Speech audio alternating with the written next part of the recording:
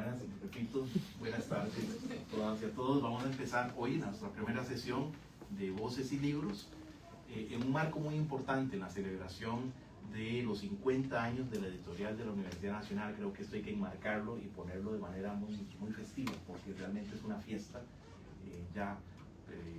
Elena nos había comentado de ciertas actividades que se van a hacer, que van a ser transmitidas también y que están en constante anuncio. Y hoy vamos a celebrar esta primera sesión con un texto y un género que no hemos tratado, género poético del autor Walter Torres Rodríguez, quien ganó en el 2023 el premio de la Universidad Nacional, específicamente Una Palabra. Así que este texto es de Walter Torres Rodríguez, quien ya tenía otras publicaciones, esto también hay que reconocérselo, y nos convoca este texto Vuelta al útero. Nada más señalo algunos aspectos como para ubicarnos con el autor, ¿no? Está en la contratapa. Walter Torres nace antes de tiempo, en el 92, se introduce al oficio de escritor en el 2018 en el taller, un taller muy importante, el taller Joaquín Gutiérrez. Se gradúa de la Universidad de Costa Rica en el 2019 en la licenciatura en Educación en Primaria. Actualmente trabaja como profesor de español en una escuela donde dirige un taller de escritura creativa para niños. Y ha publicado 3 libros, Cinefilia en el año 2020, Niños Ferales 2023 y Vuelta al útero del 2024, quien gana el certamen, aparte de eso, gana el certamen literario de la UCR en el 2019, la selección anual de poesía de la UNED en el 2022, el certamen Luis Ferrero Acosta en el 2023 y el Una Palabra 2023 con este texto. También ganó una mención de honor en este último certamen con el cuentario Cabeza de Chancho en el 2022. Un par de sus textos han aparecido en algunas revistas, traducciones y antologías. Así que bueno, estamos ante una emergencia de una voz narrativa, de una voz poética interesante. En realidad a mí me sorprendió bastante sus textos. No esperaba, digamos, una madurez poética tan interesante como la que promueve este texto. Y pues bueno, si gustan, pues empezamos entonces con compartir nuestras lecturas, nuestras interpretaciones, con un texto que ya sugiere, me parece a mí, algo muy importante, este asunto de la genealogía, este asunto del origen, vuelta al útero y con todas las implicaciones que eso simbólicamente conlleva, ¿no? Así que los que gusten empezar.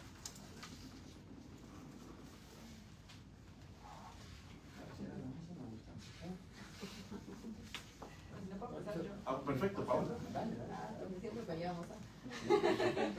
Así son las clases igual. Bueno, es que me gusta, no sé, siempre ya como iniciar, romper el hielo. Pero algo que, bueno, comenté muchísimo en el libro con Daniela, ya lo comentamos un montón porque lo estábamos casi que leyendo al mismo tiempo y terminamos súper parecido. Y fue muy interesante porque como que, bueno, yo no sé si saben qué es la falacia afectiva, que bueno, en la teoría se habla de esto, cuando uno juzga un libro según como lo haga sentir. Y yo decía, bueno, el libro... Falacia afectiva. Sí, falacia afectiva. Eso lo aprendí con la profesora Gretel. Pero es como, digamos, hay mucha gente que cree que está como mal juzgar un libro. Yo decir, ay, este libro es buenísimo, tal vez no está tan bien escrito o la trama no es buena, pero me hizo sentir algo. Entonces, bueno, lo juzgo a partir de eso. Y yo sentí como muy imposible separar el cómo me sentía cuando estaba leyendo este libro. Porque, bueno, justo como le había dicho a Dani, a mí me dejó como un, no sé, un sabor amargo, pero al mismo tiempo me hizo sentir. Entonces yo decía, bueno, el libro está bueno, los poemas están muy buenos. Tenía mucho tiempo de que no leía sino un poemario entero y sentía como de verdad, mira, este es el poder de la poesía. Y este libro sí me hizo sentir eso. También, bueno, adicionalmente yo tengo los cuentos, los de Cabeza de Chancho, y a uno también lo hacen sentir mucho. Esos cuentos son como cuentos pequeños, no sé si alguno lo ha leído o no. Es muy bueno, eso es con la editorial de Costa Rica. Pero es igual como, no sé, de una cierta crueldad en el mundo que existe, digamos así. Entonces es como, ¿cómo plasmar eso en letras? Y él lo logra muy bien. Entonces, bueno, como empezando por ahí, como por la parte de cómo me hizo sentir el libro, creo que sí, evidentemente logra generar algo en el lector. Espero que todos hayan sentido así. Sí. Y también algo que a mí me marcó mucho es que tal vez uno, como pensando en la memoria, como lo habló el profe ahora, no solo en la parte como de pensar en la familia, sino pensar realmente cuando, la primera parte más que todo, que es como mucho de la infancia, de los abuelos, todo esto. No sé si a ustedes les pasa que tal vez uno de cierta edad para atrás no tiene recuerdos concretos, pero usted tiene imágenes, como imágenes concretas que usted sabía como, no sé, que algo estaba pasando, uno no entiende qué es, pero a uno se le quedan esas imágenes en la memoria. Y a mí me hizo como recordar mucho eso, la parte como que relata el narrador de la infancia, ¿verdad? Como esas imágenes claves que quedan en la memoria de la persona. Y bueno, yo decía, bueno, qué interesante también como entonces reflexionar a partir de, bueno, qué estaba pasando, qué significaba realmente en mi familia, en mi barrio, el proceso de como recordar todas esas imágenes y entenderlas o analizarlas a partir del presente, ¿verdad? Que es algo que hace como mucho, ¿verdad? De volverse atrás, pero estando consciente de que ya eso es imposible volver, simplemente se fue. Un poco la parte de lo de ya el monte ya no existe, la naturaleza ya no está. Pero para no decir más, podemos dejarlo por aquí. Muchas gracias, Paola. ¿No? Si usted alguien quiere hilar con Paola o adelante. Bueno, que me siento muy... Qué alegría, ¿no? De este pues, preámbulo que hiciste y los compañeros que invitaste realmente dinamizan mucho y vuelve esto todavía una actividad mucho más amena de lo que ya era. Prácticamente Paola comenzó con una pregunta que yo tenía acá, es decir, ¿qué es la buena poesía? Porque vos ahorita que presentaste al autor, a mí hay algo, no lo había visto así tal cual. Bueno, para empezarte es un año menor que yo, ¿no? Es decir, como persona es joven. Quiere decir que es un muchacho. Pero hay algo que me llama mucho más la atención y es el hecho de que es, lo has dicho, podemos catalogarlo como un poeta emergente, pero que ya tiene una característica particular. En primer lugar, bastante prolífero tomando en cuenta, digamos, la edad de inicio, digamos, de publicación. Pero además es un poeta que de cierta manera ya empieza a ser institucionalizado. Es decir, ya tiene un premio. Y varios, eso, varios. Exacto, pero digamos, te estoy hablando, digamos, del poemario como tal, ¿no? Ajá. Efectivamente. Y yo, tal vez alguno de los que estamos acá en la sala, nos podamos preguntar, Paola lo decía ahora, hace mucho tiempo no leía un poemario como este. Detengámonos en esa frase, detengámonos en cómo es eso de como este, qué es lo que tiene, qué es lo que de cierta manera, ya Paola lo ha adelantado, ¿no? Me acerca o me hace sentir. En una entrevista de hace, ustedes ya sabrán mucho tiempo, le preguntaban a Borges que para él qué era un buen poema.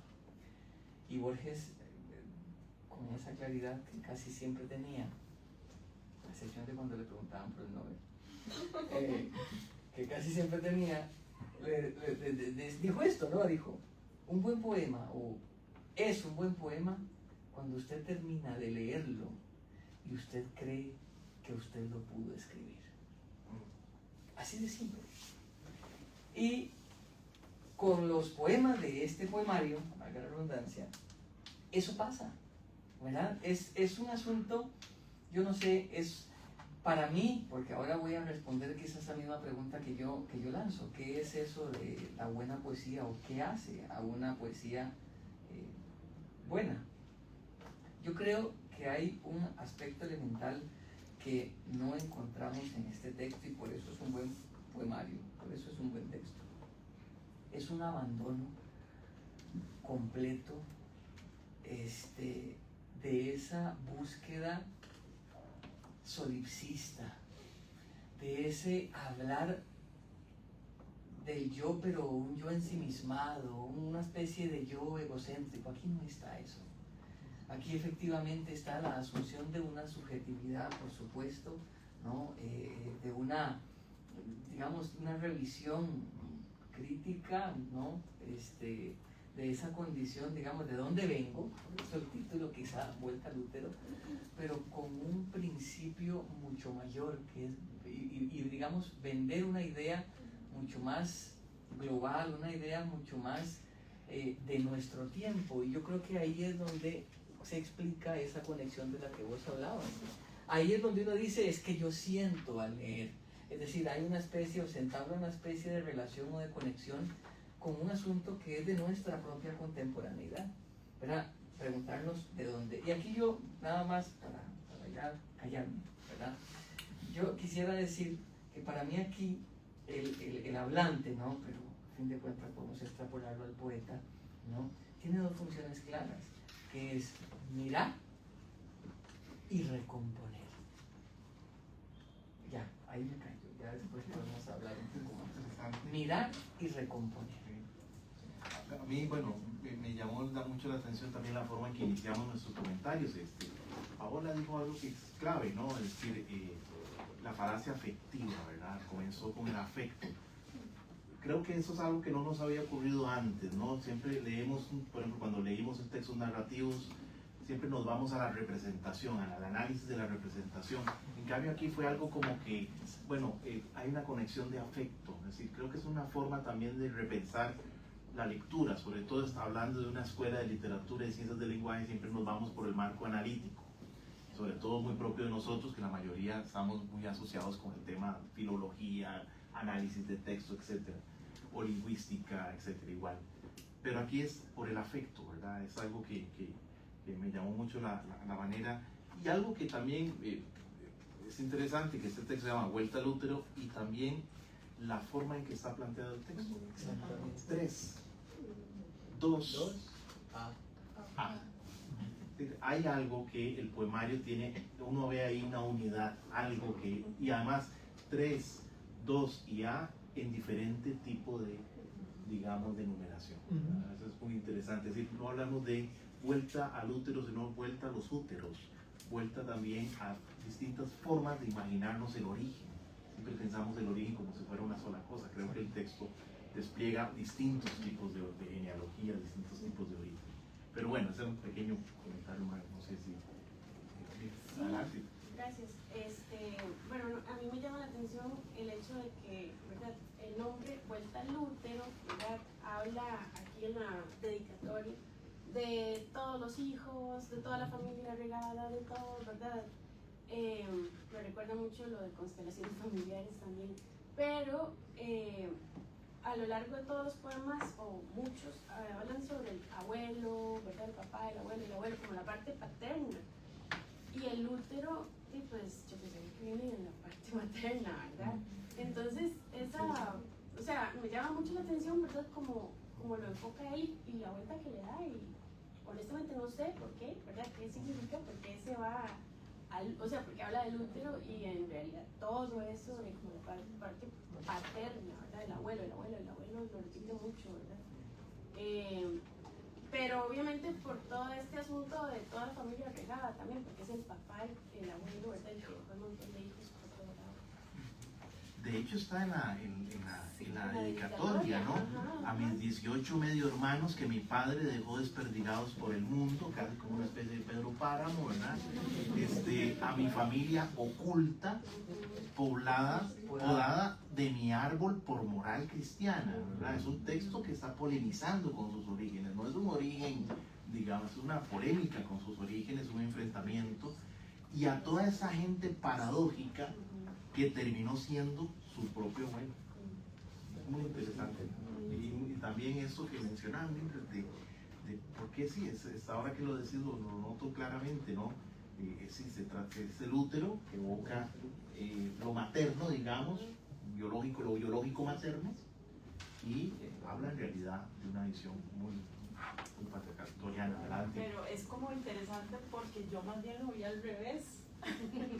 Yo la palabra ya útero a mí me hace mucho ruido, o sea, el hecho de que use él la palabra útero, Entonces, claro, yo más bien, bueno, yo soy lingüista, yo no soy de literatura, y más bien yo iba marcando cada vez que él mencionaba a la mujer, mi tía, mi prima, mi madre, mi abuela.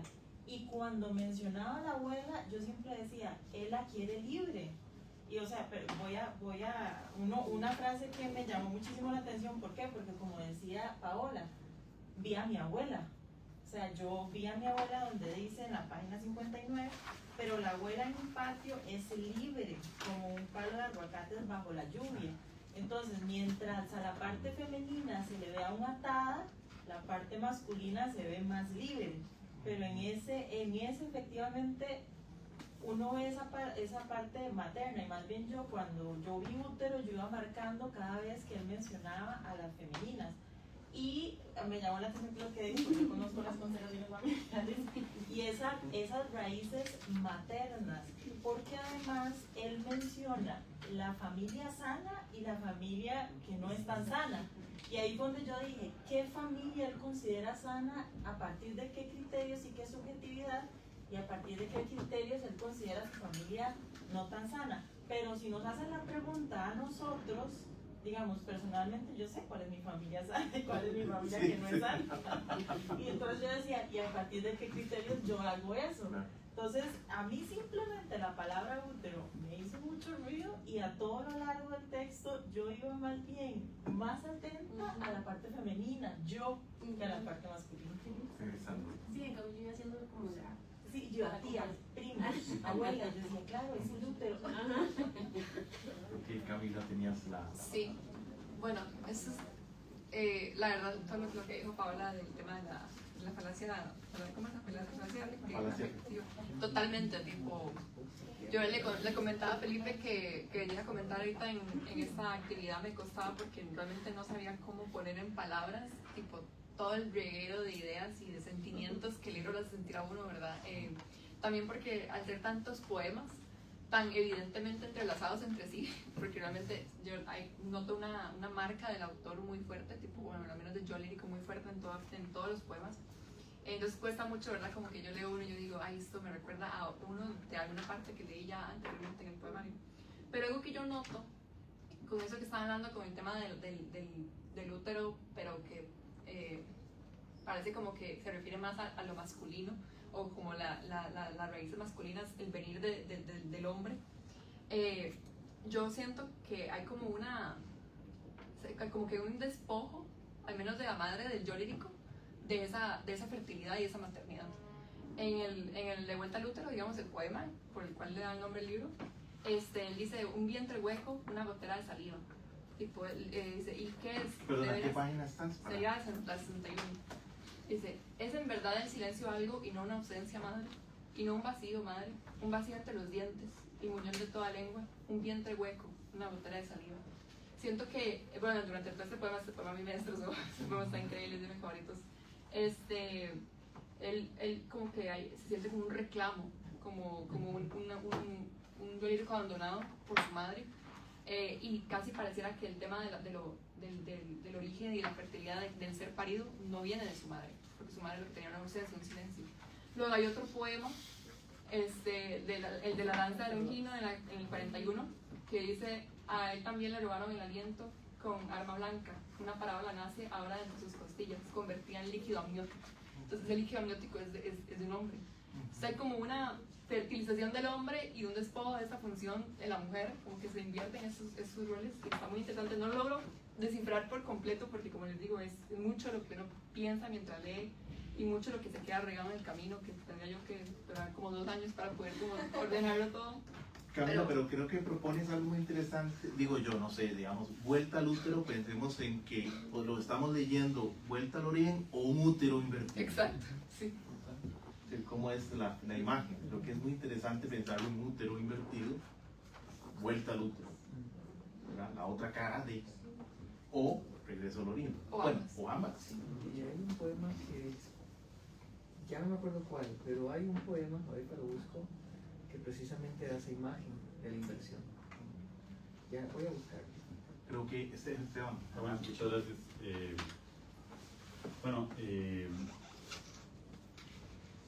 Cuando recibí el texto, ¿verdad? Y no había hecho todavía el ejercicio de matar al autor, ¿verdad? Me puse a ver como algunas cosas editoriales. Lo tomé con cierta duda, ¿verdad? Por supuesto que la poesía no es como mi género literario favorito, y también como sentí que era un muchacho joven, la carrera que estudió, entonces dije tal vez sea un poco light, ¿verdad? Sí. Ya cuando empecé a leerlo, bueno, fue una grata sorpresa porque vi que había una construcción realmente madura de los poemas.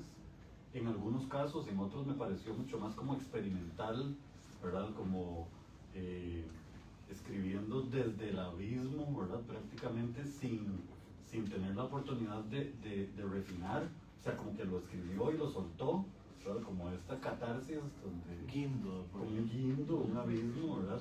Y lo que a mí me da la impresión es que él trata como de validar sus decisiones adultas y entender sus heridas, ¿verdad? Adultas, y para esto él lo que hace es un recorrido por su infancia, ¿verdad? Y por sus conflictos familiares, tratando de entender como de dónde es, ¿verdad? De dónde soy, a qué pertenezco, cuál es mi identidad, porque en este momento presente él lo tiene muy confuso, y a partir de esta catarsis escrita él quiere como tratar de entender eso. Creo que es por ahí como donde yo lo entendí. También me puse a hacer como este ejercicio lingüístico de tratar de extraer como las palabras que más repetía, ¿verdad? Como sepulturero, tierra, muerte, útero, abuelo, que era como la primera parte de las palabras que más se repetían. Entonces decía, bueno, qué interesante las palabras que utiliza, ¿verdad? Como tierra, para saber de dónde, a dónde pertenezco, ¿verdad? Era mucho eso. Me pareció como que sí es un yo lírico con un conflicto grande, ¿verdad? Emocional, tratando de identificar a qué lugar pertenece. Ese sería mi comentario. Sí, bueno, me gusta mucho lo que menciona Paula, que le enseñó la profe Gretel, digamos, de la falacia afectiva, porque cuando somos este de ocio, digamos, llamaríamos, entonces, en la poesía es hasta donde eso me gusta. Me encantó, ¿verdad? Este poemario, cuando hicimos la presentación, lo hicimos con otro libro que ganó un premio Joven Creación del 2024, con la editorial Costa Rica, Todas las ballenas mueren ahogadas. Y este autor tiene una gran cantidad de seguidores, o sea, la sala estaba llena. Nos organizamos para que las dos editoriales presentaran ambos libros. La lectura de él, digamos, así como él escribe, también la lectura lo acerca, ¿verdad? En su forma de expresarse. Digamos, eso me gusta mucho, además de que trabaja con niños. Entonces, a mí, digamos, me pareció, bueno, como eso lo conozco, la sensibilidad que tiene al escribir, porque como menciona ¿cómo se llama? Esteban, sí, hace un recorrido de su infancia, una catarsis. Nada más que yo sí veo que él logra como sacar, digamos, por decirlo así, externar eso que él tiene adentro, desde una mirada muy sensitiva. Claro, es que cuando uno tiene una familia así, yo también tengo muchos hermanos y todos no son hermanos, entonces uno tiene una riqueza emocional, ¿verdad? Una diversidad, una forma de ver la vida que es totalmente distinta. Y esto, digamos, ahí yo rescato que el autor trata de aflorar todo eso, de escribirlo así también, ese de vuelta al útero, ¿verdad? Esa sensibilidad, eso que le deja a uno, ¿verdad? Qué libro tan bien escrito que está. Y ahora que están diciendo de este guindo, porque bueno, yo siempre busco como esos lugares, si hay algo geográfico, siempre lo busco yo. Mira Guindo, ¿verdad? Guindo, que es el talud. Y entonces cuando dice Guindo es la máxima experiencia limítrofe que el lenguaje nos permite, qué bien logrado que está, porque es exactamente, ¿verdad? Así es así es tal cual. Entonces, digamos, no es un poema, ¿cómo lo llaman ustedes? Es un texto. Prosa poética. Ajá, esta prosa me gustó mucho la forma en que está expresada. Además, también me gustó de que él aflora temas como el suicidio, ¿verdad? Que ese es un tema que se oculta en nuestra sociedad. Y él a los 8 años estaba enamorada de mi psicóloga, en la página 83, ese me encantó, sí. Porque él plantea que los niños dicen que no se enamoran, que se sorprende, y entonces habla, y ni qué decir del suicidio, un tema demasiado delicado. De eso solo habla quien lo es, ese tema de quien los explora acá. Y hay otro que también decía del suicidio, que está, creo que este también me gustó mucho, cuando el velcro era insuficiente para amarrarme los zapatos a una hermana, María Nela. Me gustó mucho esto que dice: por eso pensé que estuviste allá toda la vida. Me llamaba a su universidad porque contenía el universo. Qué forma más, ¿verdad?, de expresar lo que es una universidad. Eso, digamos, me gusta mucho de este autor, la forma en que logra traernos esta obra. Bueno, ahí es por esas razones que merece un premio, porque es diferente a lo que presentan muchos autores. Sí, entonces lo de la falacia afectiva me encantó ese concepto. También adelante. Bueno, a mí me pasó un poco como a Camila, como que tengo muchas ideas y muchas cosas que podría decir, y como que me quedó también como esas ganas de decir yo, Paola, yo siento que uno podría analizar este libro y que merece mucho más tiempo para, digamos, porque creo que hay mucho, ¿verdad? Incluso, como decía, la forma en la que está organizado, todas las cantidades de temas, etc. Pero, tal vez como una de las temáticas, por así decirlo, presente a lo largo de varios cuentos que yo noté y que me gustaría relacionar un poco con lo que dijo el profe Esteban, de lo de la tierra. Noté que él hace hay muchas figuras retóricas que están relacionadas con sembrar, con trasplantar, con la tierra, los árboles, digamos, y el ser humano viniendo de ahí. Incluso, bueno, creo que en el que mencionó Camila, de Vuelta al Útero, que él dice, bueno, y esta manzana atorada en mi garganta y ahora la siembro entre tus huesos, ¿verdad? Y eventualmente es como a ver si nacen. Creo que hay como muchas referencias, igual como la abuela en el jardín. En otro, cuando dice que el ser humano es una parte blanda de la casa, la abuela que es el patio, digamos, o hay como muchas, digamos, relaciones entre el ser humano como parte, digamos, como algo, digamos, ¿cómo diría? Como que es parte intrínseca de lo material, de la naturaleza, ¿verdad? Y creo que incluso muchas veces lo contrapone más bien como a la parte espiritual religiosa, por así decirlo, porque como que esta vuelta al útero, yo lo entiendo como que es la vuelta a la tierra, ¿verdad? Como que, y también lo relaciono con una crítica que me parece que también hace, que es cuando habla de los McDonald's y de los KFC y etcétera, que es el despojo de la tierra, ¿verdad? Entonces, también lo veo como un despojo que no solo es de él, y creo que lo decía ahora el profe José, de que es algo, es un despojo como generacional, porque por eso nos impacta, yo creo que también a todos, porque es algo que vivimos, digamos. Yo siento que es como también una crítica, que somos una generación que ni siquiera se acuerda de que antes todo esto era monte, ¿verdad? Que es como lo que dice ese poema. Y algo que me hubiera gustado hacer, aunque la verdad no tuve tiempo, era leerlo al revés. Porque si el orden está así, sí. Por ejemplo, esos dos poemas en específico, el que son, yo les digo por eso. Ok, la página 23 es: mi abuelo no se tomó ninguna escrituras, ¿verdad? Que es cuando dice esto de que esto es lo que queda del barrio de su infancia. La escuela es ahora un supermercado, el parque un KFC, la iglesia evangélica otra iglesia más grande. Entonces, obviamente también hay muchísima crítica a la religión, yo creo, y mucho al respecto. Pero también como que no, relaciona como esta parte de la iglesia como con tal vez, urbanización, crecimiento tal vez más capitalista, etcétera, y lo contrapone más bien a los recuerdos del pasado, de cuando se poseía la tierra, de cuando ahí era donde yo pertenecía, ¿verdad? Y al final dice, nada de esto fue nunca monte, piensa un tipo cualquiera. Y el poema que sigue es Luz de Pasillo, sí dice, digamos, de que ahí dice lo de que el abuelo se tomó las escrituras, ¿verdad?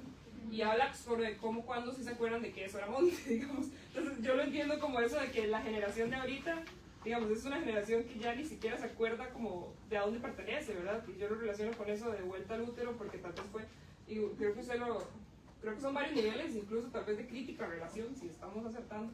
Es como lo que usted dijo del despojo, digamos, de la fertilidad de la madre, etcétera. Entonces yo también creo que es un despojo incluso físico de la tierra, ¿verdad? Entonces eso fue como esa relación que no, es algo que me gustaría como profundizar y estudiar más porque creo que hay mucho que sacarle. Incluso también hay como muchas, de nuevo, como contraposiciones entre la parte religiosa y la parte, de nuevo, más material que está relacionada con la naturaleza, como, o incluso a lo físico, como el de Rosario y Osario, digamos. Hay como muchas, como esas imágenes que contrastan, que tal vez es como también, como que para él, o bueno, para yo lírico, digamos, esa vuelta al útero o esa no es algo espiritual, sino que más bien es algo mucho más material y mucho más relacionado a lo físico, a lo natural, ¿verdad? Entonces, por ahí va mi comentario. Yo quiero agregar algo que no decir, pero no sé si va a ir. Por favor. Ok. Sí. Sí, total. Bueno, lo que dijiste leerlo al revés, tenés toda la razón. Me acabo de dar cuenta de que, bueno, ya varias veces he hablado del tema de las infancias, ¿verdad? En la literatura, siempre me gusta mucho. Me acabo de dar cuenta que la gran mayoría de poemas al final del texto son muy recurrentemente infantiles, tipo habla mucho de la figura del niño. Y al inicio hay mucho como el tema del sepulturero, ¿verdad? Y la enfermedad y la muerte. Y lo que dijo Ileana también del tema de la depresión, ¿verdad? Hay mucho contacto con lo que sería la relación de la depresión y la muerte en la infancia. Las tres elegías se refieren a muertes de niños, digamos. La tercera elegía es Rosario, la niña, y se habla de verdad del ataúd chiquitito. La segunda elegía, él habla de, creo que es de los dientes, él dice como que si desaparece por lo menos la mamá tiene dientes de leche para poder enterrarlo. Y la última, pues el monitor de bebé, ¿verdad? Entonces son tres poemas que tocan como la pérdida del niño, la muerte del niño. El de Ars Moriendi, que creo que es el que me termina de cerrar por completo el título. Esta vuelta al útero no necesariamente es como, o sea, esta vuelta al útero es casi como morir, ¿verdad? Como suicidarse. Volver al útero es volver a la placenta, volver a ahogarse, como cuando uno está siendo gestado. Entonces él dice que el niño respiró el agua latina. Y luego dice que les hará falta a los suicidas cuando se sumergen en el río del olvido. Y bueno, eso lo termino de complementar con el poema de a los 8 años estaba enamorada de mi psicóloga, porque en la depresión infantil, ¿verdad? Y todo el tema. Entonces me parece como una temática muy pesada, muy interesante, normalmente no es tocada, ¿verdad? Este tema como la salud mental en las infancias. Y para mí es como lo que más le da forma a muchos temas, digamos, como a muchas otras áreas del texto, digamos, de las temáticas que el autor toca, bueno, yo lírico, porque al final todo llega como el tema de la pérdida de vida, de la pérdida de salud, de la pérdida de familia, de la pérdida de tierra, de hogar. Entonces es como, sí, eso. Quería también, a propósito de lo que mencionaba Daniela y también lo que estaba conversando Camila, que si el texto se llama Vuelta al útero, ¿por qué no darle vuelta al texto? Al final de cuentas, este útero creo que es más el texto, la poesía misma, que solamente el útero. Si le damos vuelta al texto, y eso es algo que se me ocurrió en el momento que lo dijiste, Daniel, hay una lectura al revés. Monólogo, si vamos al índice, vean el título, Hiedra genealógica o monólogo de un nonato con sus ancestros. Luego pasa a monólogo de un niño con su niño interior. Luego sigue monólogo de un hombre con sus muertos. Y luego termina monólogo de un viejo con su viejo. Entonces vean que hay un recorrido inverso, ¿verdad? Entonces creo que vuelta al útero es también, démosle vuelta al texto, ¿verdad? Podría ser. Tú, Ron José. No, en lo absoluto. O si no está no mete la cuchara. Eso quiere decir, el texto acepta solo lecturas, pero además, a mí me parece un poco también para aportar a lo que ellas han venido diciendo, que maneja una especie de estructura isotópica que va permitiendo, o sea, esas repeticiones van permitiendo hilar una historia. por ejemplo, voy a retomar los poemas de que leyó ahorita Daniela. En la página 23, el título, solo partes. Mi abuelo no se tomó ninguna escrituras. Esa es la página 23. Pero en la 25, efectivamente, en luz de pasillo, dice, según dicen, todo esto fue monte. Ojo, pero si ustedes ven en la página 24, hay un verso que dice, nada de esto fue nunca monte. ¿Ok? Pero sigue ahí y retoma el título del poema anterior. Las escrituras se las tomó el abuelo de alguien. Y podemos seguir, por ejemplo, aquí lo tengo, es que estaba haciendo, aquí Doriana es testigo. Otro que ya comentaron. Pero la abuela en mi patio es libre como un palo de aguacates bajo la lluvia. En esa lectura ordinaria que podemos ir llevando. Pero si nos vamos, ahora hablabas del útero invertido. En Árbol de Mariposas, por ejemplo. En Árbol de Mariposas dice que ya es uno de los poemas finales. Dice, no queda ya ni una hoja ni un solo aguacate. ¿Okay? Solo estos racimos de crisálidas colgados de ramas secas y retorcidas. El plaguicida quedó guardado bajo llave, nuestro pecado fue la negligencia, la inacción ante la ejecución pública del árbol, una vida por otras tantas. Y viene la imagen de la inversión de la que vos hablabas ahora. Página 76. Naranjas maduras caen de vuelta al cielo. ¿Ya? Desde las puntas de las ramas, dejándonos solo las cáscaras de cristal. Aferrado a su falda, le pregunté a la abuela si las mariposas son el único fruto que nos dejan un vacío en el estómago. Entonces, digamos, esas dos lecturas que son bidireccionales, ¿no? Podemos empezar, hay una lógica para atrás y hay otra lógica para adelante, pero son lógicas contrarias. Son lo que llamarían en física inversamente proporcionales. Lo que tenés en el extremo de una, lo vas a ver ausente en la otra y viceversa. Pero hay un axis mundi en el sentido del árbol. Sí, y no solo porque el árbol es el que conecta, claro, digamos, con esas inversiones. Y no por casualidad hay la portada. Hay la portada y un árbol. Exactamente. Por ahí va el asunto, ¿verdad?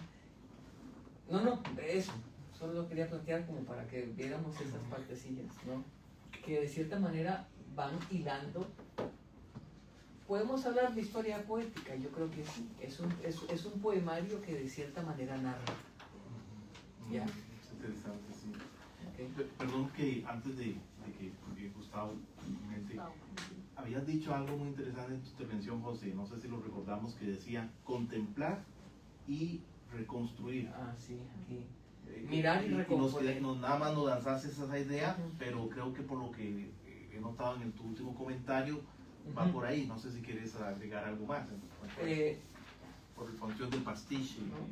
Bueno, no me agarraste usando el otro, pero sí. Sí sé dónde lo tengo. Vamos a ver, la idea de mirar es que yo creo que no suena raro esto que voy a decir. Yo tengo una tesis, sí, exactamente, relacionada con esa pregunta que yo lanzaba, que si nos preguntamos por una poesía buena, ¿qué hace un poeta ser un poeta bueno? Y yo creo que ha sido una discusión que por lo menos en Costa Rica ha traído bastantes problemas a nivel de crítica literaria, ¿no? Para empezar, es un género que tampoco se malentienda, un género menor en tanto a consumo por lectores, ¿verdad? Un poco el asunto. Ahora, voy a ver si logro responderte por lo que me dijiste. Al inicio del poemario, a mí me parece, pero claro, no tenía esta idea que propusiste ahora de la lectura, que propusieron, porque realmente fue una propuesta colectiva, ¿no? De la lectura inversa, ¿verdad? A mí me parece que entonces el poemario comienza por el final de una etapa, habla del sepulturero, etc. El buen poeta, el poeta contemporáneo, debe ser una especie de catalizador social. Esa es mi tesis. Es decir, una especie de foco, ¿no? Que va, ahora sí voy a permitirme usar el anglicismo, ¿no? Enfocando diversos sectores o espacios de la sociedad con los que produce una obra de arte que de cierta manera le genera sentido a alguien. Y ahí es donde viene la teoría, ¿no? Y el comentario con el que Paola inició de la falacia afectiva, ¿verdad? Y me parece que en esa labor de ver y de catalizar, uno de los métodos que utiliza es mirar y recomponer algunos procesos que son fundamentales para la vida íntima de un yo contemporáneo, es decir, de un sujeto como nosotros. Aspectos que nos golpean, la muerte, por ejemplo, la muerte del mismo abuelo. ¿Y por qué lo decía que recompone? Exacto, es que eso, vamos a ver, cuando empecé a leer no tenía la... Tuve que robarse a la secretaria. Está esperando, Sí, está esperando Silvia. de vuelta a la... No va a cerrar la escuela hasta que no le volvás a cerrar. Aquí, exacto, aquí, veanlo, en males congénitos, en la página 17. ¿Hay tiempo para leerlo todo? Bueno. Voces y libros. Bueno, mi abuelo heredó de su padre el oficio de sepulturero, que ahora esto tiene sentido, porque si hablamos del sepulturero al inicio del texto, tiene sentido si hacemos una lectura inversa, porque en la lectura inversa terminaríamos hablando del bebé, que, bueno, etcétera, que ahí está, que ya lo comprobamos. De aquí tiene que salir alguien, tiene que publicar un artículo de esto. Sí. Dice, los entendidos cuentan que también heredó su estilo, un escupitajo cada 3 palabras. Los que tuvieron abuelo y estuvieron cerca del abuelo entienden esta imagen. Y los ojos enterrados en el suelo, lejos de la vista de las familias. Ambos compartieron también las mismas manías, la misma maña de no ir al hospital, de los lugares engañosos, los bultos bajo la piel y una asistencia perfecta, el oficio ideal para un adicto al trabajo. Mi padre sembró esta historia en mi cabeza con el mismo estilo de todos sus antepasados. Así heredé el mito de que los sepultureros cavan su propia tumba justo antes de morir. Sus compañeros se enteran por el color de los escupitajos y llaman a casa. Y yo, que nada sé de tumbas, suelo cavar agujeros en el jardín. Yo, que nada sé de tumbas, suelo cavar agujeros en el jardín, teléfono en mano, cuando no hay nadie en casa. Aún no distingo ese tono de rojo en la saliva, solo sé de la fertilidad de mis entrañas, de aquello que crece en el vientre, de todos los hombres en nuestra familia, como un oficio o una mala maña. Y vean que eso que crece en el vientre no es necesariamente una cuestión fecunda, ¿verdad? Curioso, y aquí es donde digo yo esto, curioso oficio es el del sepulturero, quien, al contrario de un cirujano, encuentra un tumor maligno y lo trasplanta. Es decir, es la imagen, digamos, del sepulturero y del cirujano, perdóname. El cirujano va a eliminar, pero el sepulturero busca qué hacer con ese mal, recompone, resitúa, resignifica. Poeta. Exacto. Ya. Y eso es lo que, ok, y voy a terminar, porque creo que falta redondear. Esto es lo que de cierta manera, aquí también yo me lo preguntaba a propósito de la pregunta inicial de Paola, ¿es necesario volver a la vieja idea de la lectura catártica? Yo creo que sí. ¿Por qué? Porque precisamente el poeta contemporáneo tiene esa obligación. Hacer sentir, pero ese sentir, vamos a ver, que no lo entendamos mal, ese sentir es un sentir que significa, es un sentir que da sentido, es un sentir que dimensiona la teoría de los afectos. No releemos épocas de la historia a partir de los afectos, ¿verdad? Entonces, eso es lo que, para ir un poco contestando la pregunta, lo que haría de una poesía una buena poesía y de un poeta un buen poeta, un poeta catalizador. Y que, por supuesto que si lo es, tiene que abandonar de plano y de entrada falacias muy grandes que han permanecido en la poesía, no solo de Costa Rica, sino de un buen tiempo de la poesía mundial. Es decir, ese abandono del poeta como figura central, como sujeto de escritura, ¿no? Puede ser un sujeto de escritura, pero su objeto no puede ser el mismo. Puede entenderse como parte de ese objeto, pero separarse. ¿No? Ya me callo. Por favor. Me gustaría que retomaran esto, hay dos cosas que lo del árbol y lo de las constelaciones familiares, como para armar yo mi... Ok, pero bueno, creo que Gustavo tenía la sí, palabra y yo- luego retomamos Sí, lo de porque Diana. yo se lo pedí a Gustavo. Es decir, que eso, como ustedes trabajan también juntos, No, pero doña Lo Diana, del arte. ese tema se me quedó a mí fuera de los apuntes. Bueno, si quieres desarrollar tu idea y luego retomamos lo de Diana. Sí.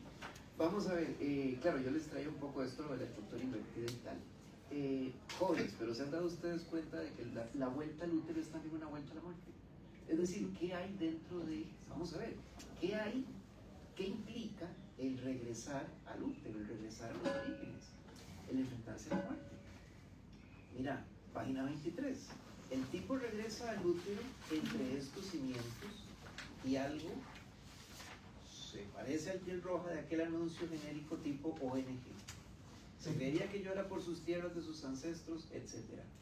Prontamente un McDonald's en esta esquina, ¿no? Yo creo que ese es un mérito bastante notorio en cuanto al contenido. No es casual, por ejemplo, que el poema Ars Moriendi, el arte de morir, describe un nacimiento. ¿Verdad? No es casual tampoco que las elegías, que además están al revés, por lo que ya tenemos apuntado, las elegías implican todas ellas la muerte de alguna forma. Empecemos por la tercera, que es la que está primero, ¿no? En el orden de lectura. ¿Qué nos encontramos en la tercera elegía? Una exhumación de una niña. Segundo, ¿qué hay en la segunda? También hay huesos. Mi madre tendrá algo que enterrar si yo me pierdo, porque va a enterrar mis dientes. ¿No? ¿Qué hay en la primera elegía? El silencio del niño. ¿Por qué? Porque duerme. Y el dormir, podríamos entenderlo metafóricamente como un tipo también de muerte. Lo decía, yo creo que había sido Joaquín Gutiérrez hace un tiempo, que había tenido un encontronazo con la muerte, ¿no? Él, como era tan metafórico, simplemente se había quedado dormido un rato, ¿verdad? Es un momento en que existe el abandono absoluto digamos, de la conciencia, de salvar la vida. ¿Qué he dicho? Entonces, claro, yo creo que la vuelta al útero viene a ser entonces un regreso a la nada. Incluso el título, vamos a ver, el poema que le da título al libro implica encontrarse con la madre, pero vamos a ver, este regreso, este retorno, esta vuelta, en todos los casos, es una vuelta que está despojada de toda nostalgia, que está despojada de todo no idealismo, pero sí de una visión idílica del pasado. Esta vuelta al útero implica entonces encontrarse con la realidad descarnada, y no casualmente, de la tierra, de volver al polvo, ¿verdad? De encontrarnos directamente con la muerte. Me pareció genial, porque es un libro que en el fondo, me parece a mí, trata sobre una vuelta a los orígenes, pero es una vuelta a los orígenes que no te encontrás en la literatura, digamos en la convención literaria. No te lo encontrás en el canon, te lo encontrás aquí, ¿verdad? Entender esto del nacimiento como una muerte, o bueno, la vuelta al útero, la vuelta a los orígenes como un encontronazo con la muerte. Claro, tiene sentido entonces, ya lo habíamos, ya se había planteado aquí, esa inversión, esa estructura invertida, que a mí me parece que es un mérito formal espectacular, ¿no? Y por eso no es inmerecido que se lo haya canonizado ya con el premio La Parada 2023. Me parece un gran acierto también de parte, no conozco el jurado, pero me parece que Sí, un gran lo acierto. escogieron muy bien. Fue Lo escogieron muy bien. Y bueno, yo termino mi comentario diciendo que estoy muy contento de que Voces y Libros haya llegado a su, entre comillas, temporada número 2. Como un intro de una serie. Sí, no, pero sí. Cristian, adelante. No sé si pediste la palabra, perdón. No, pero está bien. Porque no- No sé si me voy a escuchar mucho, pero ahora que está hablando Gustavo, yo también me enfoqué mucho en, bueno, no me enfoqué, sino que más que todo ver esto de volver al útero, pero en un sentido un poco más espiritual y no tiene nada que ver con la religión para mí. Entonces, por ejemplo, el de no me esperen si voy a perder el perro, en la 46. Entonces, yo aquí lo veo ya en la etapa de la joven y es que toda la crisis de no saber quiénes somos y así. Y me gusta que dice, bueno, de niño como todos fui inmortal, porque no se sabía, ¿verdad?, que se iba a morir. Y ya cuando se dio cuenta, pues entonces era el culto a la automutilación. Y yo es como, es muy humano, porque entonces dicen, siempre viene este sentimiento de que, entonces, ¿para qué vivir? Si no sabemos si de todos modos vamos a morir, si nada de lo que yo haga va a tener un reconocimiento o una recompensa, que muchas veces que dicen, bueno, yo no voy a hacer nada bueno porque de todos modos no existe esta, y por eso dice que matar a Dios, ¿verdad? No existe esta promesa del paraíso, ¿verdad? Entonces, ¿para qué voy a ser bueno? Y entonces viene esto de culpar a alguien más, y es más fácil culpar a una divinidad que no se sabe si existe o no. Y también dice como que entonces su acto de rebeldía es perder el tiempo, es irse por allá a hacer lo que se supone es hacer nada, no trabajar, no hacer nada, ¿verdad? Y se da cuenta que no sospeché que en el futuro, ¿verdad?, esas juntas y esos bares, que tanto habré no sería mi muerte sino mi vida, porque no se puede, aunque usted diga que, bueno, ya me voy a morir, no importa cómo me muera, entonces voy a hacer lo que yo quiera, que en realidad no es lo que usted quiere. Y se da cuenta que no puede negar que existe, se da cuenta que no puede simplemente morirse y ya. Entonces como se da cuenta que sea como sea, tiene que vivir. Y dice como esto de que el tiempo es el perro, ¿verdad? Y siempre cuenta que en una casa. Entonces como una resignación, pero más que todo aceptación. Ya que no puedo hacer nada, pues ya que no me voy a matar, porque también nos da miedo la muerte, no saber qué hay más allá. Entonces aceptar que estamos aquí y tenemos que hacer algo al respecto. Pero yo veo más que todo como esto de que el paraíso, ¿verdad? Y esta idea, este Dios que nos promete algo más allá de la muerte. Yo no veo como que la muerte, o sea, seguimos siendo inmortales para mí, porque es esto de que no somos simplemente un cuerpo, sino somos energía, y la energía no se elimina ni se destruye, ¿verdad?, se transforma.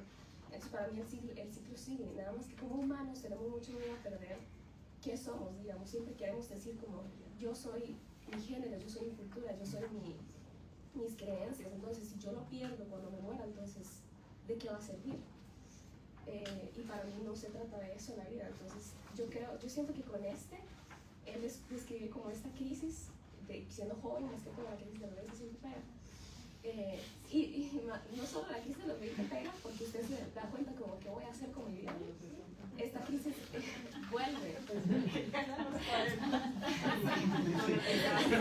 Si hablas de crisis, un montón de Estos son mini crisis con los que vienen.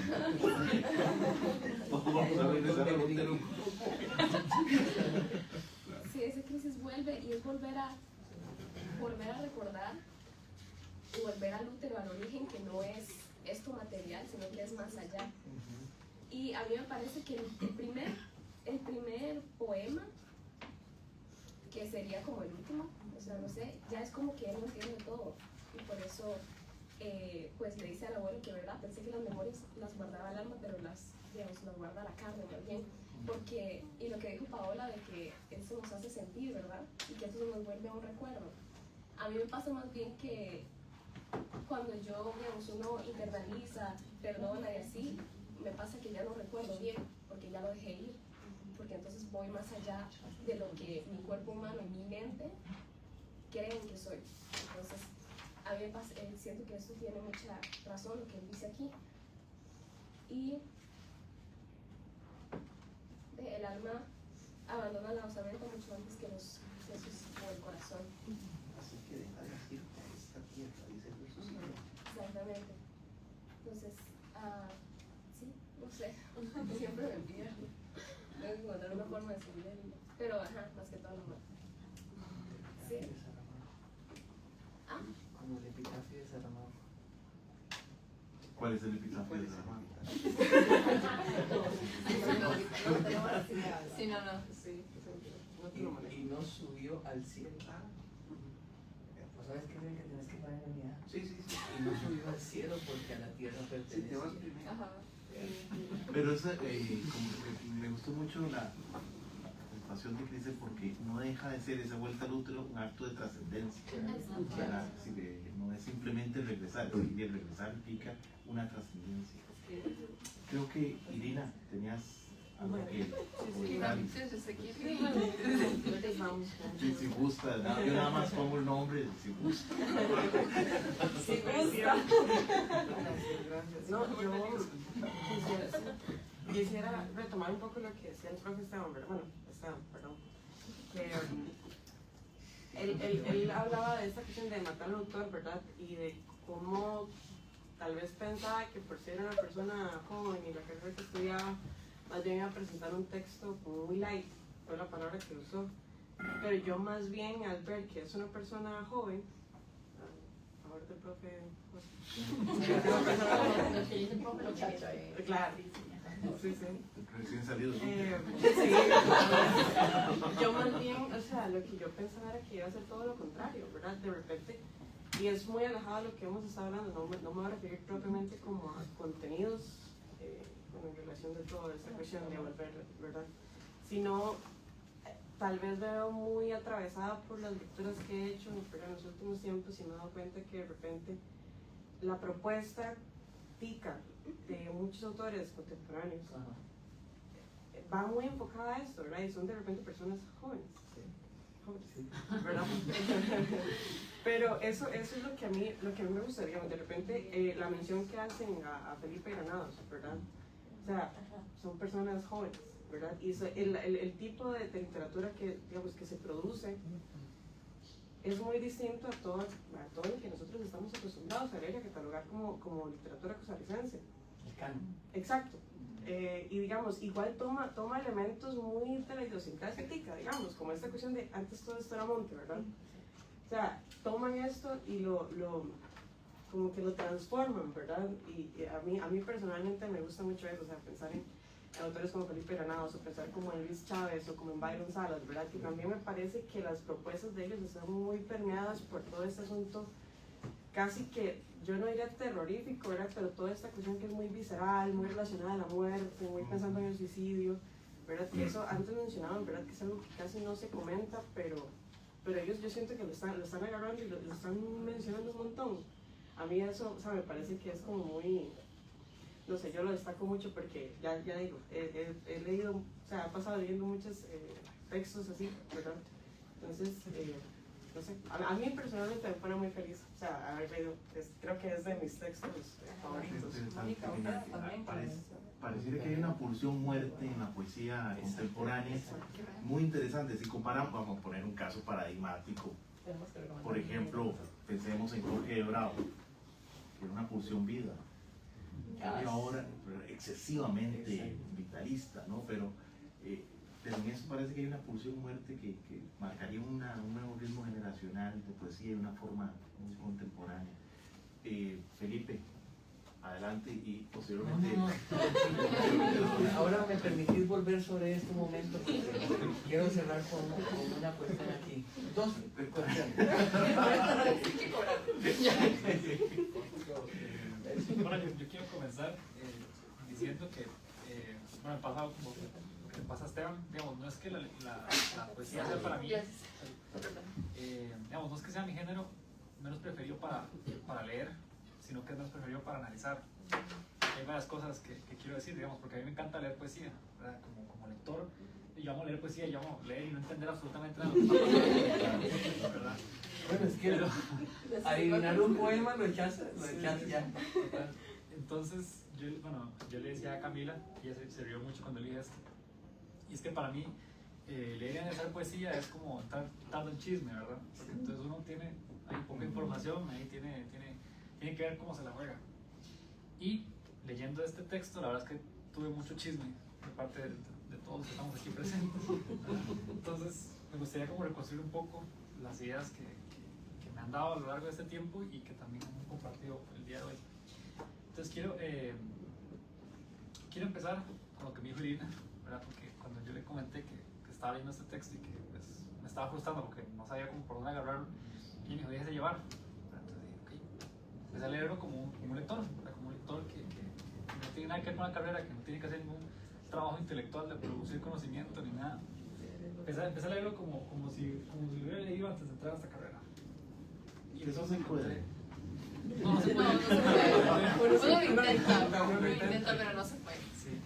Entonces, pues sí, me encontré con algo que tal vez me afectó muy de cerca, que es el tema de la muerte. Por cuestiones personales, yo estoy siempre muy inmerso, digamos, en el hecho de perder familiares, ¿verdad? Ha sido algo muy cercano a mí toda mi vida. Yo creo que nos hemos perdido un abuelo y empezamos a hacer el primer poema ya. Total. Entonces, lejos de eso, digamos, lejos del hecho real de la muerte, pues estamos ante una representación. Y aquí es donde entra otra parte del chisme. El profe Mijail, hoy en la clase de hoy, dijo que se puede hablar de las cosas, digamos, del mundo real, pero esto en una cosa es una representación. Son dos cosas muy distintas. Y esta representación de la muerte no está aislada, ¿verdad? No es la muerte. Es una muerte pues, metafísica, es identitaria, es generacional, ¿verdad? Y aquí voy a traer otra cosa en chisme, que hace unos años, cuando estaba estudiando la carrera de psicología, una profesora me dijo que nosotros tendemos a pensar que la vida es lo contrario a la muerte. Sin embargo, no es cierto, es el nacimiento. O sea, el nacimiento es lo contrario a morirse. La vida es lo que está en todas partes, ¿verdad? O sea, está en todos los momentos, incluso después de nuestra muerte. Y aquí quiero conectar con lo que dijo Cristel, la profesora Cristel. Ella dice... Su versión. ella dijo, vamos a ver si me acuerdo de lo que dijo, pero digamos, dijo que la energía no se crea ni se destruye, sino que se mantiene, ¿verdad? Nosotros somos los egoístas, en el sentido, digamos, de ego de la palabra, ¿verdad? Que pensamos que nuestra vida o que la vida termina cuando nosotros morimos, ¿no es cierto? O sea, seguimos en nuestras enseñanzas o en nuestro legado, digamos, sentimental, ¿verdad? Que vamos a seguir. Y creo que este texto habla sobre esa muerte, digamos, habla sobre una muerte mucho más profunda, que es una muerte de perder todo eso, ¿verdad? De perder no solo al ser, sino a todo lo que representa y a todo lo que construyó a lo largo de su vida. Y por último, quiero volver a mencionar al ilustre compañero Mijail. Dice, colega, mientras no compartamos el salario. Bueno, hay que hablar. El principio del semestre, que fue hace como 15 días, toda la vida tratamos de volver al útero, porque es el lugar más seguro de nuestras vidas. Es el lugar en el que no hay ningún tipo de malestar. Mijail 2026. Mijail 2026. Puede ser que lo haya habido, pero no existía en nuestras cabezas, ¿verdad? Entonces, sí, esa lectura inversa creo que es muy interesante porque subvierte, ¿verdad? Lo que nosotros pensamos que es la muerte. No tenemos conciencia del útero. Este texto nos pone un acto de conciencia al útero. Sí. Un viaje simbólico, interesante. Profesor Tonel. Claro, sí. Bueno, a mí me gustó algo de autor, que es que parece que escucha metal. Sí.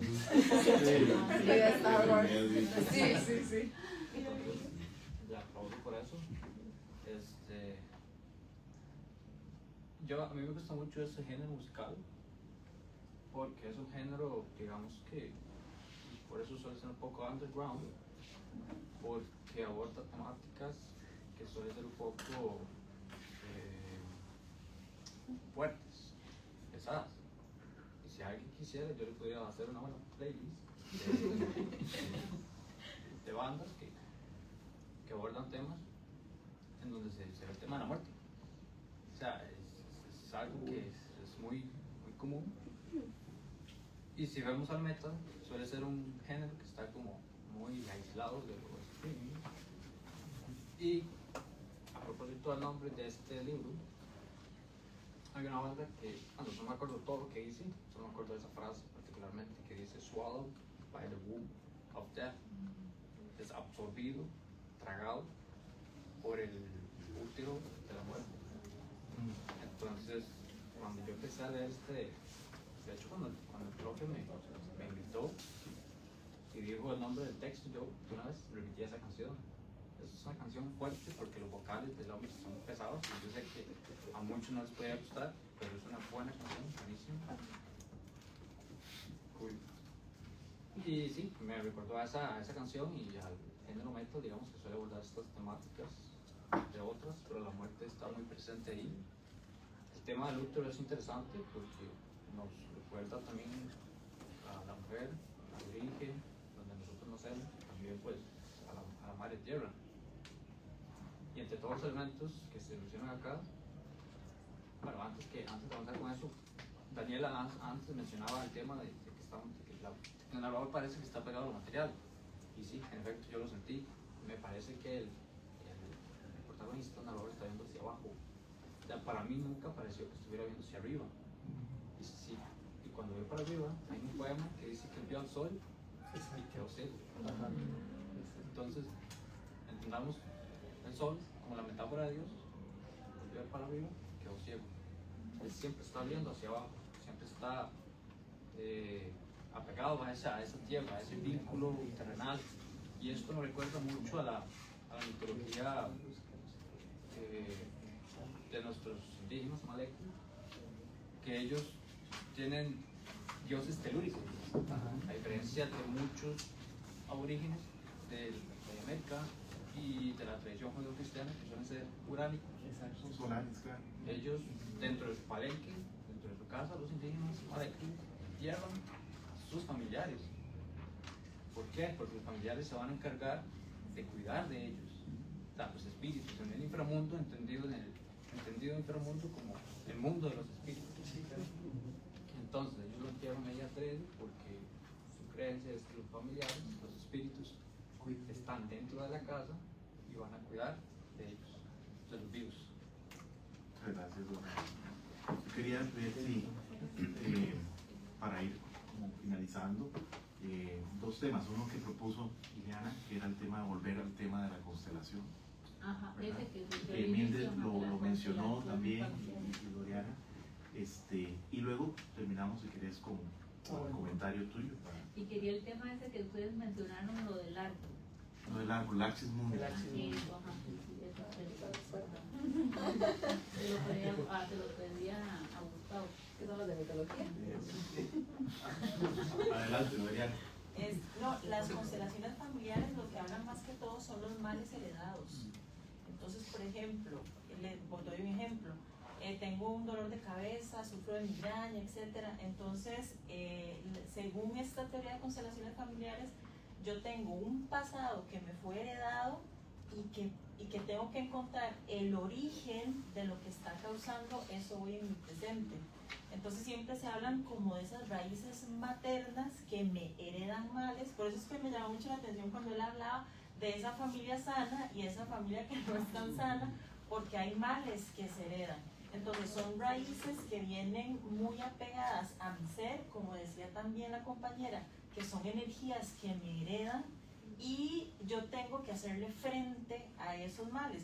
Porque de hecho cuando yo leí, yo no sé por qué, ahora que Méndez lo decía, yo decía, a mí también me vino esa idea de constelaciones, porque él decía que él heredó la profesión. O sea, no fue algo que yo escogí, a mí me lo impusieron por males o características familiares. Entonces, uno cuando hace constelaciones familiares es hacerle frente a ese mal y yo cómo lo voy a sanar. Un poco es esa la dinámica. Exacto, cómo yo hoy puedo romper esa raíz y que a pesar de que es mi origen, yo decido cortarla. Por eso es que también viene de ese árbol. Entonces yo la corto y ya ese árbol ya no me pertenece y entonces ya sé por qué razón me dan esas migajas, por ejemplo, para decir un árbol. Lo otro tal vez es que, ¿verdad? A mí me llamó por el tema, por la dedicatoria. 18 hermanos que mi padre dejó desperdigados por el mundo. A mi familia oculta, apodada de mi árbol por moral cristiana.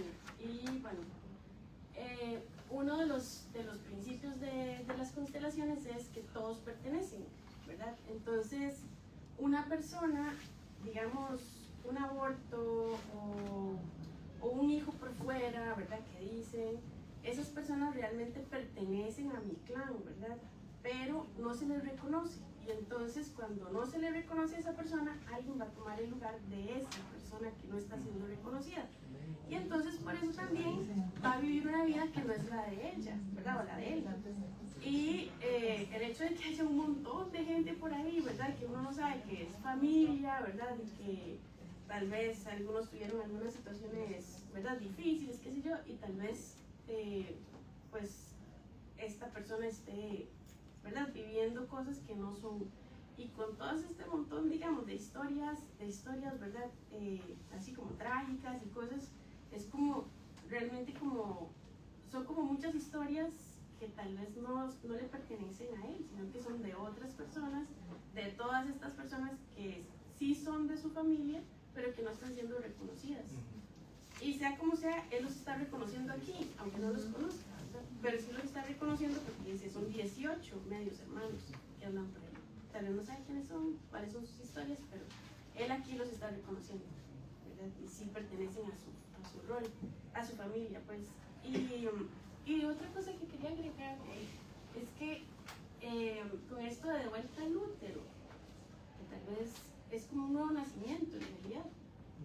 O sea, yo lo estaba viendo como un nuevo nacimiento porque, o sea, uno nace del útero, ¿verdad? Uno nace, ¿verdad? Cuando está ahí. Y como esto viene de atrás para adelante, en realidad no es como que se va a morir, es que va a volver a nacer, ¿verdad? Y que va a volver a nacer como, ¿verdad? Lo que estaban diciendo ellos ahorita al final, es un ciclo, ¿verdad? Y nada se acaba. Realmente la energía sigue y seguimos aquí de alguna forma. Tal vez no materialmente, ¿verdad? O físicamente, pero en energía sí. Entonces es como un nuevo nacimiento realmente. Eso explicaría también una secuencia, ¿no? A, 2, 3. ¿Verdad? Se le puede leer para allá y se puede leer para allá. Y al final siempre estamos esperando un 4. ¿No? Que siga. Cristel, adelante. Nada más quería comentar algo ahora que ustedes nos hablaron, ¿verdad? Porque si yo estaba pensando como, dice volver al útero, pero es más un poquito más, siento yo, una metáfora porque va más allá de nuestros padres, digamos, de papá, mamá, porque cuando a mí me lo dieron yo dije, vamos a hablar de maternidad, ¿verdad? Pero empezó con esto de padre, hijo, abuelo, ¿verdad? Y yo como, ok, no me puedo, según yo no me puedo identificar con ello porque no soy, ¿verdad? Pero es mentira, porque esto va más allá, es más global. Entonces yo dije como, bueno, va más allá de solo papá, mamá, y ahí es donde siento que conecto con lo que Dana dice, que pues, vemos que está simplemente viendo para abajo, ¿verdad? Porque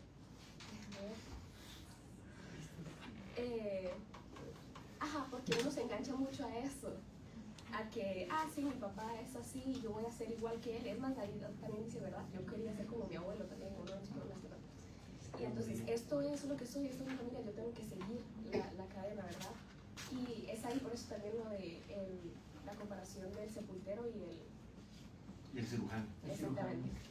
Y por eso pasa esto de que esto simplemente se va. Si usted no lo cura, si usted no lo entiende, simplemente no ayuda, esto se va a pasar. Y es ahí donde él dice que sigo cavando. Yo no sé nada de tumbas y sigo haciendo agujeros en el jardín, porque no sabe por qué está actuando así, pero eso está adentro. Y entonces ahí es donde a uno le toca trabajar para poder cortar esa raíz precisamente. Y sí, salir más de lo que es simplemente un poquito. Muchas gracias, Cristel. Liliana, finalizamos muchas gracias. Perdón, Liliana, Esteban. Es cortito. Sí, porque digamos a mí lo que me gustó es como eso, que yo le digo, el performance que hace el escritor, ¿verdad? Pero entonces hace un recorrido de todas esas, ¿verdad? De su vida, pero también trae otras vidas y logra comunicarlo por escrito. Eso es como la primera sensación que yo sentí, ¿verdad? Yo decía, la performatividad del autor en esta obra, cómo se expresa desde la escritura, que uno la puede sentir también, ¿verdad? De repente uno puede sentirla, ese performance, por eso ahí les preguntaba. Entonces, bueno, así lo interpreto yo. Bueno, mi comentario también de cierre era un poco porque tal vez no lo pude explicar en la primera intervención, y ahora que Cristel y Mildred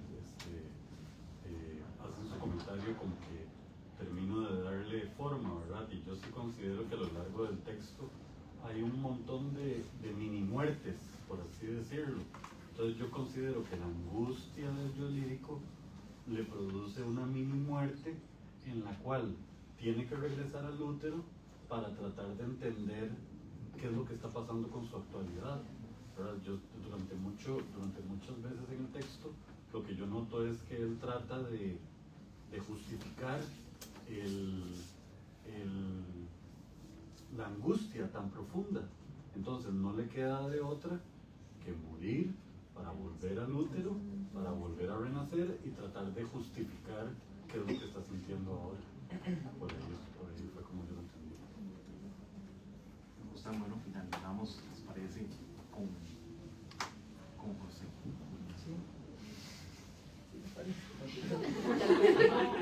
Hicimos ver, es una vuelta. Mira, Esto se llama vuelta José. terminé estando yo en el útero. O sea que sí soy recién salido del útero.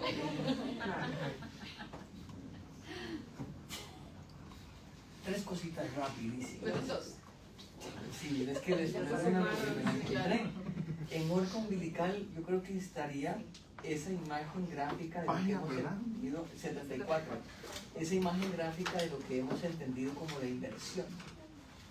Y además le voy a agregar otra cosita al final. Dice, el sueño siempre es el mismo. Nace invertida y cuelga de entre las piernas de su madre. Ahora creo que nada de esto fue un accidente, sino una resolución. Hablar se le hizo siempre un enredo, un nudo en la garganta, otro en el vientre, desde el ombligo. Lo mismo nacer y tantas otras necedades. ¿Podría llamar recuerdos a estas estrías subconscientes conservadas por el líquido amniótico? Y aquí está. Todos guardamos en la precognición los mismos cantos, el mismo palpitar, pero son pocos quienes presienten los horrores de venir al mundo. Yo no sé por qué siempre me sale, pero siempre me sale. Si lo han leído, deben acordarse en la autobiografía de Cardosa y Aragón, en El Río. ¿Vos te acordás? Dice, el nacimiento es una anomalía de la muerte. Y efectivamente, esa salida del útero, Cardosa y Aragón la explica, bueno, como una pérdida, lo que decías vos, una pérdida, digamos, de tranquilidad, de pasividad, de protección, ¿no? Ahora, eso por ahí, nada más el nacimiento como una anomalía de la muerte, y un poco lo que decías vos, ¿verdad? Siempre estamos mirando hacia abajo, y aquellos dioses uráneos nos enceguecen, lo que le pasa a Dante cuando llega al cielo, ¿verdad? Y no puede verse, ¿verdad? Se enceguece frente a aquella luz que, etcétera. Y lo que me preguntabas de lo del pastiche, en esa función, digamos, del poeta, incluso que se asume como contemporáneo, como catalizador, ya no existe, que sí existe en los poetas solipsistas, ese miedo a la copia, ese miedo al pastiche que hablábamos ahora antes de llegar acá, y está en el poema ¿Quién hizo a quién? Hay una lógica semántica muy rica, 84-85. Dice al final del 84, bueno, no, si hay tiempo, ¿verdad? ¿Quién hizo a quién? Para empezar, vean el título, ¿quién hizo a quién? ¿Ok? Cuando tenía 5 años, papá llevó a la casa una maqueta del túnel Surquí para una tarea de la escuela. En el cartel para la exposición escribí, cita, Surquí deriva de una palabra indígena que significa vertiente. Cierra. Jamás había visto algo con tal nivel de detalle. Un caudaloso flujo de autos plásticos, vean la metáfora cómo se empieza a construir. Plantas miniatura en la ribera y un cauce intermitente de luz atravesaba la montaña con nacientes en ambos extremos. Llovía casi todo el año y siempre tenía autos diferentes a pesar de los derrumbes. Tiempo después, 3 generaciones navegamos por el ducto. Y vean lo que hacen las generaciones. La primera, el abuelo, que se puede leer de atrás para adelante o viceversa. El abuelo contemplaba la mano de Dios, y aquí conecto con lo del Axis Mundi que nos pedía doña Eliana. El abuelo contemplaba la mano de Dios en el corazón de la montaña. Mi padre, segunda generación, imaginaba cómo la corriente de obreros la atravesó. Tercera generación, que somos nosotros. Yo me preguntaba cómo copiar mi maqueta. Contemplar, imaginar, copiar, recomponer.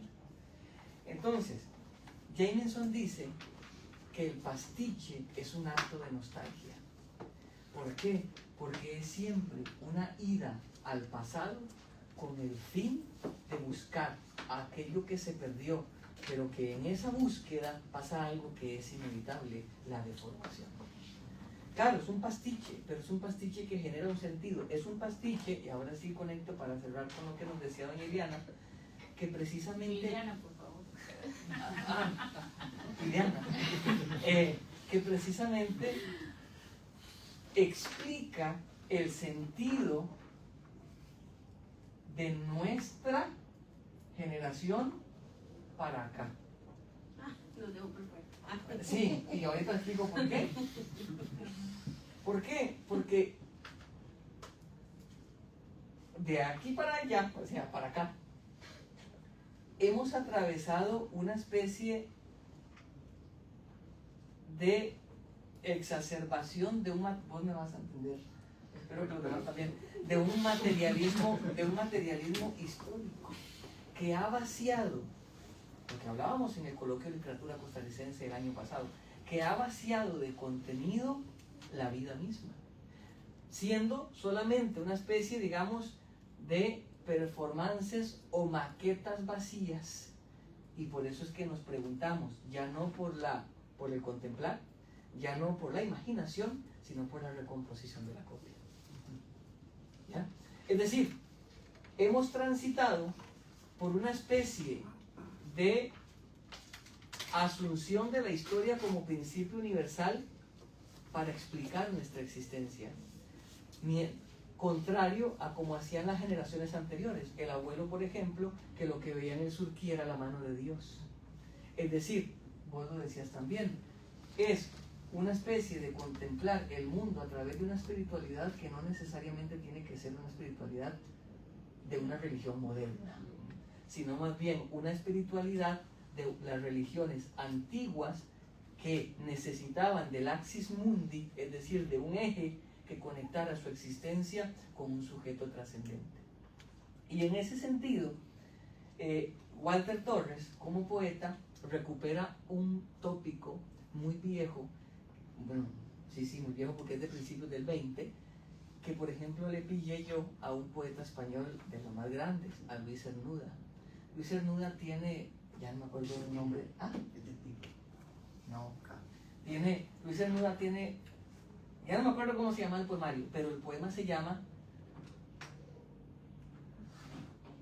ya les digo, para que yo lo tenía desde el inicio, se llama La visita de Dios, y Cernuda termina diciéndole a Dios, él le reclama a Dios algo, en la lanza de Longino, al final, en la lanza de Longino, él le dice, y bien por él, está hablando de Dios, porque si no te regresa del polvo, está hablándole a un hermano, creo que muere, no me acuerdo, si no te regresa del polvo, más le vale a Dios, hermano, permanecer clavado al crucifijo con el que te enterró mamá aquella tarde. Y Cernuda le dice a Dios, pero a ti, Dios, ¿con qué te aplacaremos? Mi sed eras tú, tú fuiste mi amor perdido, mi casa rota, mi vida trabajada, y la casa y la vida de tantos hombres como yo a la deriva en el naufragio de un país. Levantados de naipes, uno tras otro iban cayendo mis pobres paraísos. ¿Movió tu mano el aire que fuera derribándolos? Y tras ellos en el profundo abatimiento, en el hondo vacío, se alza al fin ante mí la nube que oculta tu presencia. Es decir, ¿estás ahí jodiéndome la vida? No golpees airado mi cuerpo con tu rayo. Si el amor no eras tú, ¿quién lo será en este mundo? Compadécete al fin, escucha este murmullo que ascendiendo llega como una ola al pie de tu divina indiferencia. Mira las tristes piedras que llevamos ya sobre nuestros hombros para enterrar tus dones. Y entonces le dice, la hermosura, la verdad, la justicia, cuyo afán imposible solo tú eras capaz de infundir en nosotros. Y la frase sepulcral, si ellas murieran hoy, de la memoria tú te borrarías como un sueño remoto de los hombres que fueron. Hay una imagen, me parece a mí, yo creo que esta podemos concuerdo comentar en otro momento, de se le increpa, que eso también hace un poeta, digámoslo así, contemporáneo y desde cierta lectura posmoderna de la sociedad, hay una increpación a Dios, pero desde una condición horizontal, desde una relación de codependencia en el que se asume Dios como una idea. ¿Y dónde habitan las ideas? En el cerebro de los humanos. ¿Mueren? Muere Dios. Etcétera. Muchísimas gracias a todas y a todos por la participación siempre tan rica, que le dan pluralidad a la literatura, le dan sentido también de orientación y sentido. Así que muchísimas gracias a todas, a todos por participar, y bueno, muchas gracias César también por siempre estar colaborando con nosotros en esto y muchos otros proyectos.